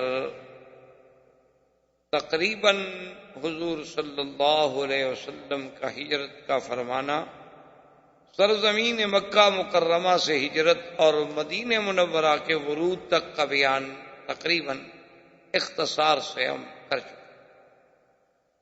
سرکار دو عالم صلی اللہ علیہ وسلم جب مدینہ منورہ میں پہنچ گئے تو میرے مدنی کی زندگی، مدنی زندگی، اسلام کی رفعت، سر بلندی، اسلام کی عظمت، تکمیل، یعنی جس دین کی ابتدا مکے سے ہوئی تھی اس کی تکمیل مدینہ میں۔ مکی زندگی میں جو حضور کا پاک صلی اللہ علیہ وسلم کے 13 سال گزرے ہیں، اس 13 سالہ دور میں کوئی احکام، کوئی شریعت کے بارے میں اوامر، نواہی، احکام، حدود یا آسان مسائل سمجھ لیں، نماز، روزہ، حج، زکوٰۃ، یہ کوئی حکم نہیں اترا۔ 13 سالہ زندگی جو ہے وہ صرف دعوت کی اور اثبات دعوت کی، جو مسائل مہمہ تھے، اللہ کی توحید، نبوت و رسالت اور اثبات قیامت، بس ان 3 مسائل پر میرے آقا نے 13 سال اپنی زندگی کے صرف فرمائے۔ کیونکہ یہ قاعدہ ہوتا ہے کہ جب کوئی دائی کسی دعوت کو لے کر آتا ہے تو سب سے پہلے تو وہ قوم کے سامنے اپنا دعویٰ رکھتا ہے نا کہ میرا مدعا کیا ہے، میں کیا کہتا ہوں، میں کیا چاہتا ہوں۔ اور پھر لازمی بات ہے کہ جب کوئی دعوت آتی ہے تو اس کی موافقت بھی ہوتی ہے، مخالفت بھی ہوتی ہے، پھر ان مخالفت کا دلائل کے ساتھ رد کیا جاتا ہے۔ تو بے عین ہی اسی طرح اللہ نے اپنے نبی پاک پہ جب قرآن نازل کیا، حکم دیا جی آپ ان کو انذار فرمائیں، ڈرائیں، لیکن ہر چیز برداشت، صبر کے ساتھ۔ اور آج بھی کسی ملک میں کسی دنیا کے اسلامی ملکوں میں یاد رکھیں، کوئی تحریک، کوئی جماعت، کوئی نظم کبھی کامیاب نہیں ہو سکتا جب تک کہ وہ پھر اسی منہاج نبوت پر حضور صلی اللہ علیہ وسلم کے طریقے کے مطابق نہ چلے۔ اسلام کا اصول ہے، اسلام کا انقلاب کوئی انقلاب فرانس نہیں ہے، اسلام کا انقلاب کوئی انقلاب روس نہیں ہے، اسلام کا انقلاب کوئی جزوی انقلاب نہیں ہے کہ چلو معاشی مسئلے میں ایک انقلاب برپا کر دیا بس اس کے بعد تو ان کے پلے میں کچھ نہیں۔ اسلام تو ایک ایسا جامع کامل معنی مکمل مذہب ہے کہ وہ تمام سراپا چیزوں پہ انقلاب لاتا ہے، کہ عقیدے میں انقلاب، عمل میں انقلاب، شکل میں انقلاب، اقتصادیات میں انقلاب، نظم حکومت میں انقلاب، یعنی پورے نظام، پورے ڈھانچے کو بدل دیتا ہے۔ یہ نہیں ہوتا کہ آدھا اس کو بھی چلنے دو آدھا اس کو بھی چلنے دو، نہ، اسلام ایک کامل چیز۔ تو آج بھی اگر دنیا میں کہیں کوئی فکری، کوئی تحریک، کوئی جماعت کامیابی سے ہمکنار تب ہو سکتی ہے کہ وہ حضور کی سیرت کو اپنائے، حضور صلی اللہ علیہ وسلم کی طرح اپنی دعوت کو لے کے اٹھے، اور دعوت کے راستے میں جتنی تکلیفیں آئیں اس پہ صبر، اور اس صبر کے بعد جب وہ دعوت پھیلتی ہے تو اس سے پھر خود بخود ایک جماعت وجود میں آتی ہے۔ جیسے کہ کسی نے کہا تھا نا کہ میں اکیلا چلا تھا جانب منزل، مگر لوگ یوں ملتے گئے اور کارواں بنتا گیا۔ اب میرے مدنی پاک بھی تو اکیلے تھے، یعنی زمانے ہجرت میں نظر ڈالیں تو حضور کے ساتھ تو ماسوائے سیدنا ابو بکر کے اور آدمی نہیں، تیسرا تو راستہ دکھانے والا ہے۔ یعنی اندازہ کریں کہ ایک اللہ کا نبی ہے اور ایک صدیق ہے، اور مکہ سے مدینہ منورہ اور حبشہ دونوں کو ملا کے بھی 83 آدمی، یہ کل سرمایہ ہے رسول کہ 83 افراد کی ایک جماعت کو لے کے آپ مدینے پہنچے ہیں۔ لیکن وہ 83 کے 83 افراد جو تھے وہ کندن تھے، وہ 83 کے 83 افراد جو تھے وہ ظلم کی کٹھالیوں سے گزر چکے تھے، اب خالص سونا تھے، اب ان میں کوئی کھوٹ ووٹ نہیں تھا۔ تو اب اصل میں جو مکی زندگی ہے وہ ہے زندگی اسلام کی، جس سے اسلام کو تابانی ملی، اسلام کو عزت ملی، اسلام کو عظمت ملی، اسلام کو غلبہ ملا۔ اسی لیے امام مالک رحمۃ اللہ علیہ جمہور ائمہ کے خلاف ہیں، وہ کہتے ہیں کہ ساری دنیا میں مدینہ منورہ جو ہے سب سے افضل۔ حالانکہ جمہور کا مسلک یہ ہے، جمہور سے مراد ہوتا ہے کہ جس طرف صحابہ زیادہ ہوں، مثلا 2 صحابی ایک طرف ہیں، 10 صحابہ ایک طرف ہیں، صاف بات ہے کہ جمہور سے مراد 10 صحابہ ہیں۔ 4 ائمہ میں سے 3 امام ایک طرف ہوں اور ایک طرف ہو تو بات یہ ہوتی ہے کہ جمہور ایک طرف، اور پھر ان کی بات میں وزن ہوتا۔ تو اب جمہور کا مسلک تو یہ ہے، امام ابو حنیفہ رحمۃ اللہ علیہ، امام شافعی، امام مالک رحمۃ اللہ علیہ، امام احمد بن حنبل رحمۃ اللہ علیہ، اجمعین کے مکہ افضل ہے، لیکن امام مالک رحمۃ اللہ علیہ فرماتے ہیں کہ نہیں، مدینہ افضل۔ اس کی وجہ کیا تھی؟ وہ کہتے ہیں کہ تمام دنیا کے شہر جو ہیں وہ تلوار سے قابو آتے ہیں، تلوار سے فتح ہوتے ہیں، ایک مدینہ ہے جو صرف اسلام سے فتح۔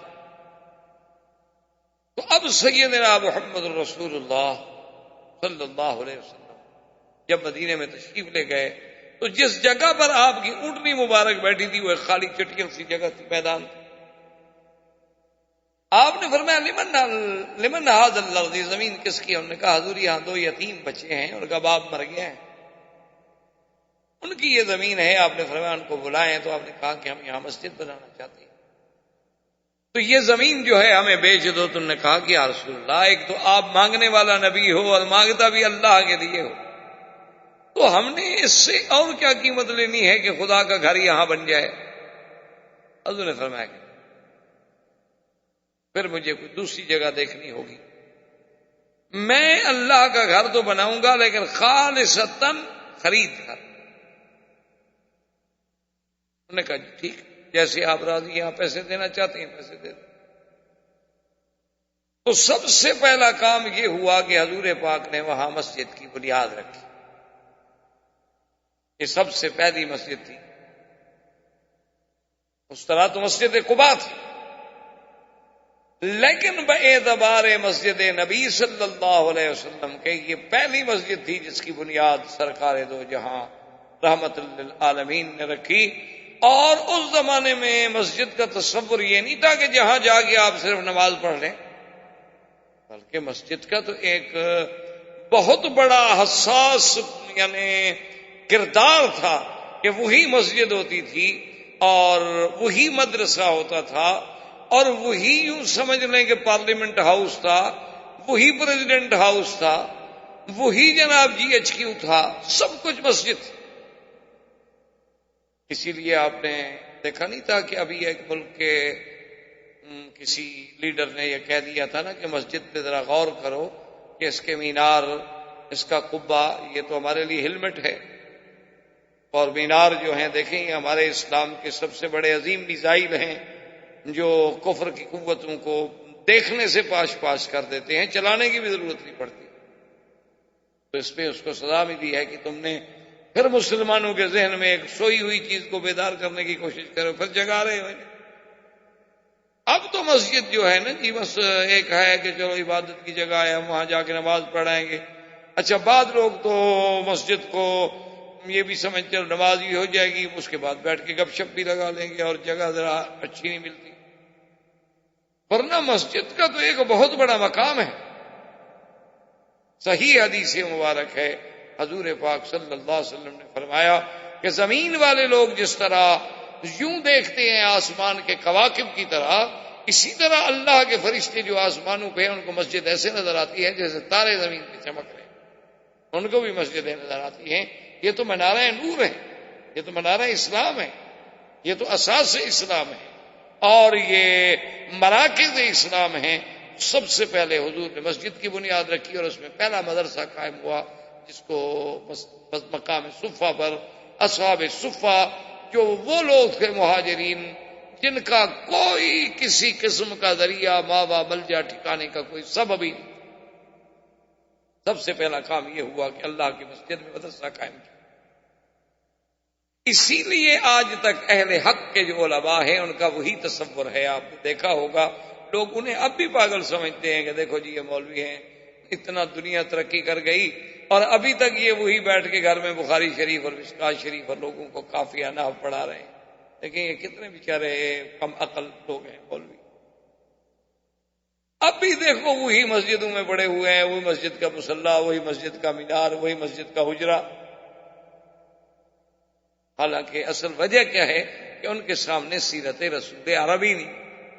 جن کے سامنے سیرت رسول عربی ہوتی ہے وہ سمجھتے ہیں کہ اللہ کے نبی کے جو وارث ہیں العلماء ورثۃ الانبیاء، تو یہ تو پھر اسی کی اطاعت کو لے کے چلیں گے نا جو حضور سے ہمیں ملی ہے۔ حضور سے ہمیں کالج تو ملا نہیں، ورنہ ہم بھی کالج لے کے چلتے۔ حضور سے ہمیں کوئی کانوینٹ سکول نہیں ملے، کوئی چیفز کالج نہیں ملے، کوئی اپنا جو ہمیں پرائمری سکول نہیں ملے، ہمیں تو یہ ملا یا مسجد ملی یا دین کا مدرسہ ملا۔ تو اللہ نے جہاں موقع دیا ہم نے مسجد بھی بنائی، مدرسہ بھی بنایا، تو وارث تو وہی چیز دے کے چلے گا نا جو اس کو مورث سے جائیداد بھی ملی ہے۔ کسی کو باغ ملا، کسی کو زمین ملی، کسی کو جائیداد ملی۔ اب جن لوگوں کے مقدر میں ہے ہی مسجد و مدرسہ، تو اور کیا جائیداد لے کے غریب آگے جائیں؟ آپ ان کو برا کہیں، آپ ان کو دقیانوسی کہیں، آپ ان کو پرانے خیالات کا آدمی کہیں، آپ کی جو مرضی ہے، لیکن ان کے پلے میں تو یہی میراث ہے۔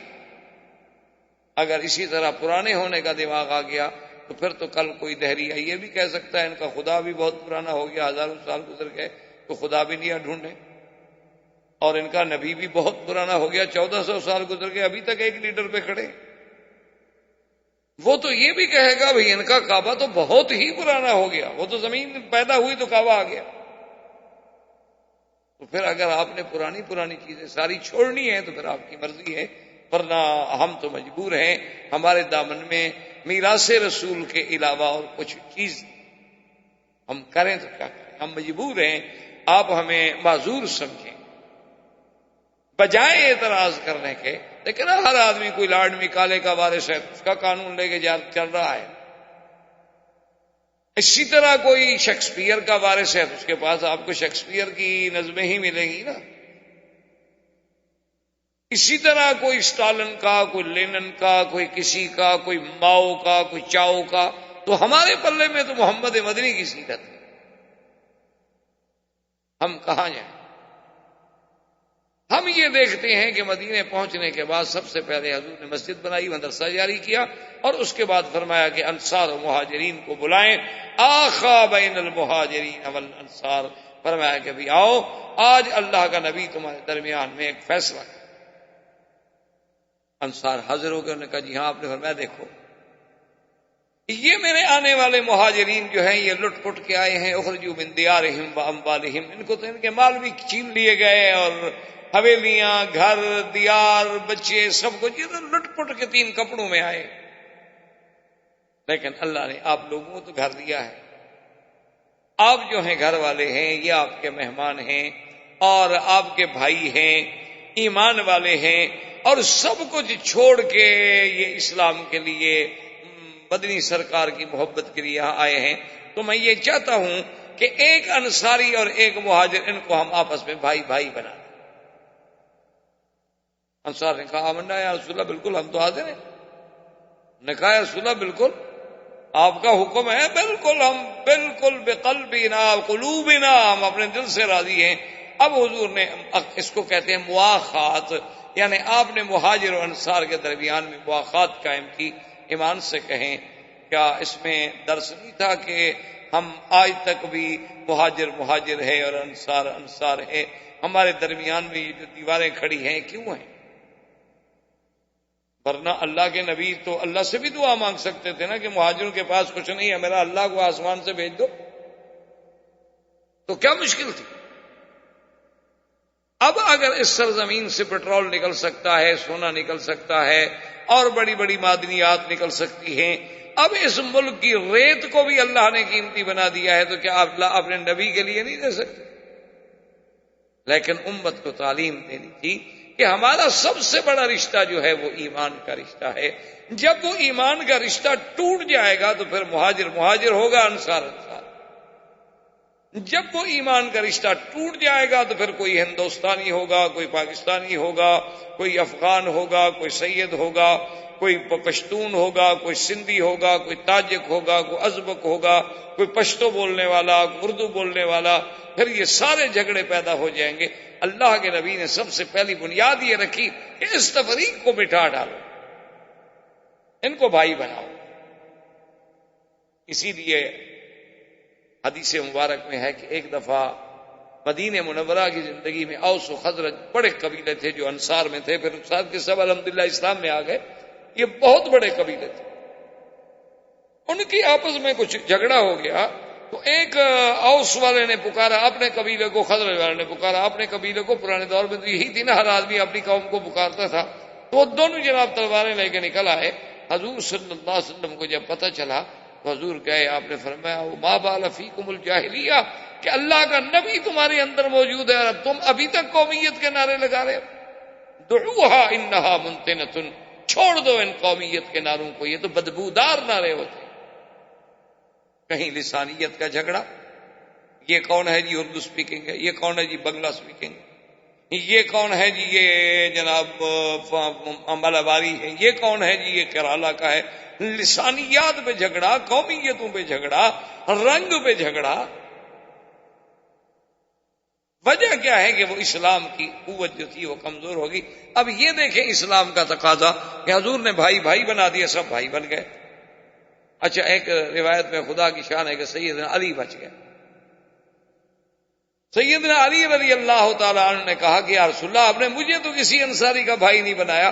اب فرمایا اما ترضا، تم اس بات پہ راضی نہیں کہ تو میرا بھائی بن جا، میں تیرا بھائی بن جاتا. تو حضرت علی بڑے خوش ہونے گئے، یا رسول اللہ اس سے بڑی بھی کوئی سعادت ہو سکتی ہے کہ مجھے اللہ کا نبی اپنا بھائی بنا لے.